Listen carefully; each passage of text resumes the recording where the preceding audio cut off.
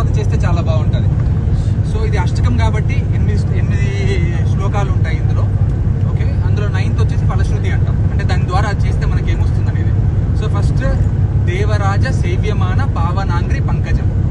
పంకజం అంటే పద్మం, ఓకే, అంగ్రి అంటే పాదం, పావన అంగ్రి పంకజం అంటే పద్మం లాంటి పాదాలు. అది ఎవరు సేవిస్తున్నారు? దేవరాజ సేవ్యమాన. దేవరాజ అంటే ఎవరు? దేవతలకి రాజు. ఎవరు? ఇంద్రుడు. సో అంటే ఇంద్రుడి చేత పూజింపబడిన పావనమైన పద్మం లాంటి పాదాలు ఎవరివి? కాలభైరవ స్వామి. అందుకే లాస్ట్ లైన్ లో అదే వస్తుంది ప్రతిదానికి కూడా. సెకండ్ లైన్ ఏంటి? వ్యాలయజ్ఞ సూత్రం ఇందు శేఖరం కృపాకరం. ఇందు శేఖరం. ఇందు అంటే చంద్రుడు, తల మీద ఉండే చంద్రుడు. ఓకే, వ్యాల యజ్ఞం, యజ్ఞోపవీతం. ఏముంటది కాలభైరుడికి? యజ్ఞోపవీతం పాము. వ్యాల అంటే పాము, యజ్ఞోపవీతంగా ధరిస్తాడు ఆయన. సూత్రం, యజ్ఞ సూత్రం అంటే యజ్ఞోపవీతం. ఇందు శేఖరం కృపాకరం. స్వామి ఎవరు? కృపాకరుడు. ఆయన మనల్ని ఎందుకు దీవిస్తాడు అంటే కేవలం దయతో. గురువు గాని భగవంతుడు గాని మనల్ని కేవలం దయతో దీవిస్తాడు. మనకి భక్తుడికి గురువు మీద లేకపోతే భగవంతుడి మీద ప్రేమ ఉంటే దాన్ని భక్తి అంటాం.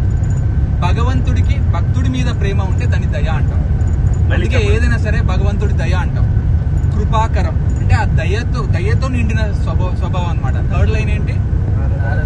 నారదాది యోగి బృంద వందితాం దిగంబరం. నారదాది, ఆది అంటే మొదలైన వారు. నారదాది యోగులు అందరూ కూడా. యోగి బృందం ఎవరిని వాళ్ళని వందనాలు చేసేది ఎవరికి? కాలభైరుడికి. ఆయన ఎవరు? దిగంబరుడు. దిగంబరుడు అంటే ఏంటి? దిక్కులన్నీ తన అంబరంగా చేసుకున్నవాడు. దిక్ అంబరం అంటే ఏవైతే మన చుట్టూ 8 అష్టదిక్కులు ఉన్నాయో వాటిని తన అంబరాలుగా కలవాడు. అంటే దాని అర్థం ఏంటి అంటే ఆయన అష్టదిక్కులు వ్యాపించి ఉన్నాడు. ఆయన నుంచి మనం తప్పించుకోలేము ఆయన దృష్టి నుండి కూడా.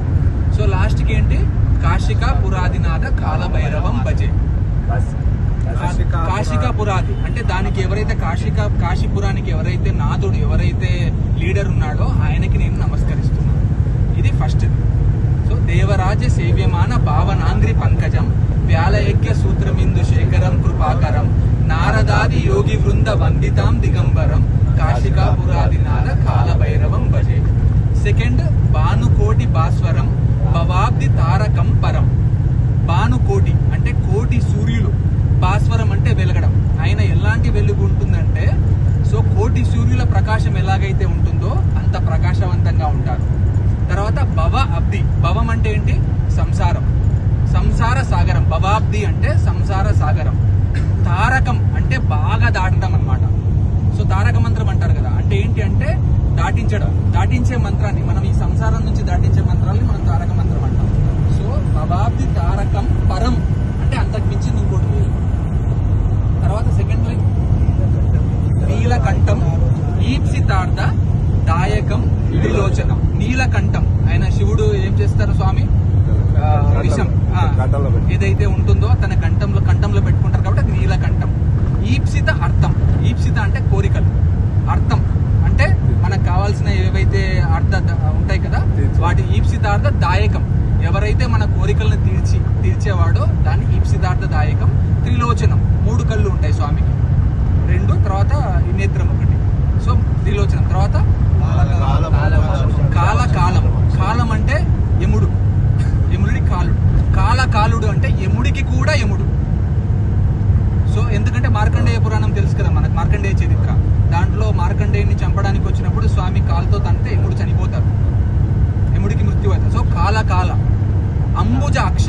అంబుజం అంటే ఏంటి? మళ్ళీ కళ్ళు. అంబుజం అంటే పద్మం. కళ్ళు అంటే పద్మం లాంటి కళ్ళు. ఎందుకు పద్మంతో పోలుస్తారు పాదాలని కానీ కళ్ళని కానీ? ఎందుకంటారంటే పద్మానికి 2 లక్షణాలు ఉంటాయి. ఒకటి చాలా కోమలం, చాలా మృదువుగా ఉంటుంది. రెండోది వికసించే శక్తి ఉంటుంది. ఈ 2 దేనికి ఉంటాయంటే జ్ఞానానికి ఉంటాయి. సో అంబుజాక్షం అంటే జ్ఞానము కృప 2 ఉండేవన్నమాట. సో అంబుజాక్ష. అక్షశూలం అక్షరం. ఓకే, అక్షశూలం. అక్షశూలము అంటే ఏంటి అంటే ఎముకతో చేసిన దాన్ని కూడా అక్షం అంటారు. సో ఎముకతో చేసిన, బోన్తో చేసిన ఒక ఆయుధం ఉంటుంది స్వామి దగ్గర. సో అది అక్షశూలం. అక్షరం అంటే క్షరం అంటే నాశనం అయ్యేది, అక్షరం అంటే నాశనం లేనిది. సో కాలభైరవుడికి ఎప్పటికీ, కాలభైరవుడి స్వామికి కానీ ఆయన ఉండే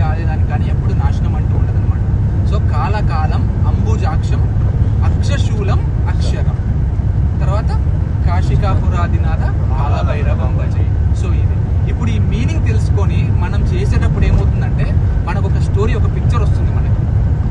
సో దేవరాజ సేవం అన్నప్పుడు ఒక ఇంద్రుడు వచ్చి ఒకరికి నమస్కరిస్తుంటాడు, ఆయన పాదాలు ఎలా ఉంటాయి, పద్మాలలాగా ఉంటాయి. సో